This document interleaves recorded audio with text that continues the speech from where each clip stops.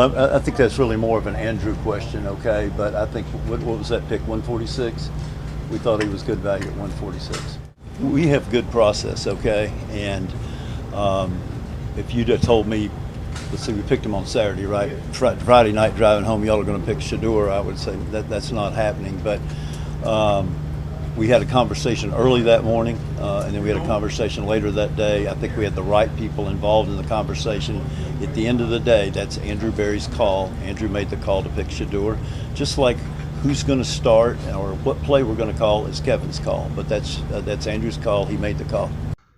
Cleveland Browns owner Jimmy Haslam has come out and basically said he didn't want Shedeur Sanders. He didn't want them to draft Shedeur Sanders. The GM wanted Shedeur Sanders and drafted Shedeur Sanders. And my thing is, okay, if you feel that way, why come out and say that right now when their young Broyle is fighting for a position and a spot on the team? How you think that makes him feel when he knows that the boss, the big boss of the Cleveland Browns, the owner of the team, didn't want him and probably still doesn't want him? It was supposed to be a quiet day at Browns training camp. Sun shining, cameras rolling, and players grinding through the heat. But what unfolded on the sideline shocked everyone within earshot. Tension that had been simmering for weeks finally boiled over. And at the center of the storm, rookie quarterback Shedeur Sanders and billionaire Browns owner Jimmy Haslam. This wasn't just about football. It was about power, pride, and a young quarterback who's tired of the whispers and backroom politics. And make no mistake, this wasn't a misunderstanding.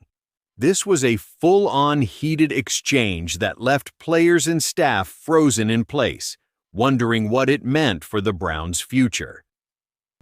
Because there's no way he wants Shedeur on his team for him to come out and say that, despite the fact that Shedeur Sanders bringing the Cleveland Cavaliers all kind of media coverage, the popularity has gone up, and he's a businessman.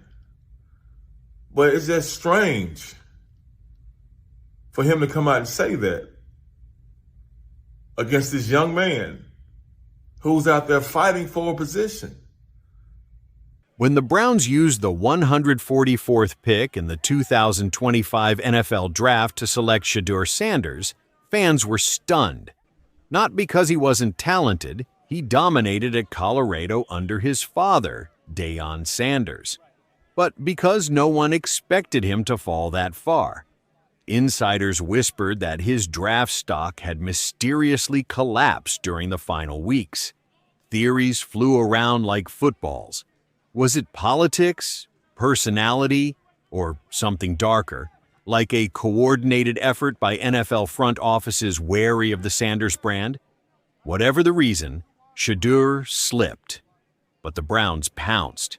And yet, just months later, it looks like the very organization that drafted him may be quietly preparing to move on before even giving him a real shot. The Browns have is what I would call low sports self-esteem. Jimmy Haslam, who's got some money, he drafted Johnny Manziel, Baker Mayfield, and Deshaun Watson. Those were his calls. Headlines. So Shedeur Sanders at the Thursday, Friday, Saturday, 3-day rookie minicamp, there's a lot of speculation. He wanted Shedeur Sanders. The staff drafted Dillon Gabriel, Oregon, 2 rounds earlier.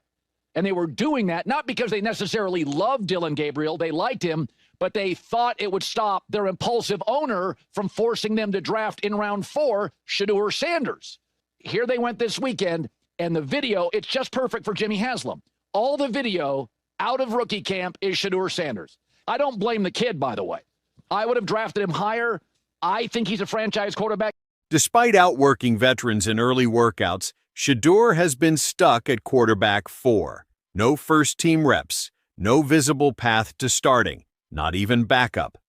Meanwhile, Jimmy Haslam, owner of the Browns since 2012, made cryptic comments in the media just days ago that hinted at how little involvement he claims to have had in drafting Sanders. If you had told me Friday night we were going to pick Shedeur, Haslam said, I would have said that's not happening. Hold up.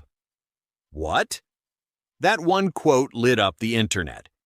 Fans immediately interpreted it as Haslam distancing himself from Shedeur's selection, and by extension, possibly setting up a scapegoat situation. So when the two finally came face to face on the sidelines Tuesday afternoon, things exploded. Eyewitnesses at Browns camp say Shedeur was finishing up throwing drills when Haslam arrived near the quarterback group.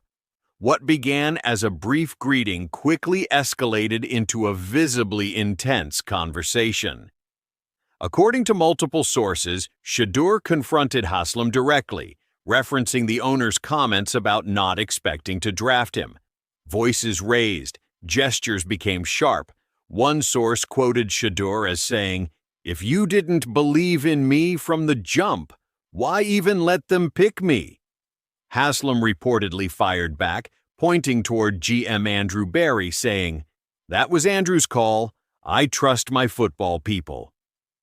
But Shedeur, fueled by months of pent-up frustration, didn't back down. "That's not how leaders talk," he allegedly responded. "If I win this job, I want to know the owner has my back, not making excuses in the media."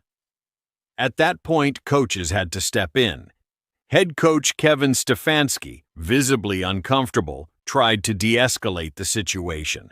But the damage was done. The rookie quarterback had gone toe-to-toe with the man who signs the checks. And the whole team saw it. Think about you in your job. And you know the boss of the boss in your job don't like you, don't want you there. Well, I ain't gonna say Jimmy Haslam doesn't like Shedeur Sanders, but he basically said, I didn't want you. And he's basically saying, I don't want you now, because if he did, he wouldn't come out and say that right now. So Shedeur Sanders dealing with everything he has to deal with, even though he always has a smile on his face, I guarantee you that young Royal feels the pressure, man. He feels the expectations. Word of the altercation spread like wildfire inside the Browns facility. Some players reportedly respected Shedeur more for standing up for himself. Others were just stunned that a rookie would go there, calling out the owner just weeks into camp. Haslam didn't speak to the media afterward. Stefanski gave a boilerplate, "We're focused on football" response. But sources say the meeting rooms that evening were tense. Shedeur was quieter than usual, laser-focused in film study, while Haslam was nowhere to be seen. One veteran player was overheard saying, "Kid's got balls, man, but you better win now." Many fans are wondering, was Haslam's distancing from the Shedeur pick just PR spin? Or was it a signal to the coaching staff and front office to minimize risk by sidelining the Sanders experiment? Let's be honest. The signs are stacking up. Shedeur hasn't seen first-team reps. Haslam publicly disowns the pick after the fact. Media outlets begin quietly suggesting that Shedeur is struggling, despite no public data or practice footage proving it. One popular Browns insider tweeted, "If Shedeur was trending to make the 53-man roster, it would be a Haslam pick. Since he's still quarterback 4, it magically becomes Andrew Berry's decision." Fans are catching on, and they're pissed. The Browns' QB room is a circus. Veteran Joe Flacco is aging. Kenny Pickett hasn't looked sharp. Rookie Dillon Gabriel, a third-rounder, has had inconsistent days. And yet, Shedeur Sanders, the quarterback with the most upside, continues to sit in the shadows. If this standoff with ownership doesn't settle soon, it could torpedo Shedeur's chance to climb the depth chart, even if he earns it on the field. Some insiders now speculate that Shedeur may be traded before Week 1, with teams like the Jets or Raiders quietly monitoring the situation. Imagine that. Shedeur, after confronting the owner of the franchise, shipped off before he even takes a preseason snap. Let's not forget, this isn't just any rookie. Shedeur is Deion Sanders' son, primetime himself, a football icon whose presence looms large over his son's journey. If the Browns mishandle this situation, and make no mistake, it's already spiraling, they could earn the wrath not just of Deion, but of an entire generation of fans rooting for a new kind of quarterback to break through the old system. And if Shedeur does get traded and balls out elsewhere, you better believe this training camp confrontation will go down as the moment the Browns let another star walk out the door. So what happens now? Will the Browns finally give Shedeur a real shot? Or has the bridge already been burned between the rookie quarterback and the man in charge? One thing's for sure, this story is far from over. And if you think Shedeur's going to just sit back and play nice, you haven't been paying attention. Comment below. Should Shedeur be QB1? Is Jimmy Haslam sabotaging his own pick? And do you think this heated exchange just ended his chances in Cleveland? Subscribe to the channel for the latest Browns drama, NFL controversies, and Shedeur Sanders updates. Because trust me, you won't want to miss what happens next.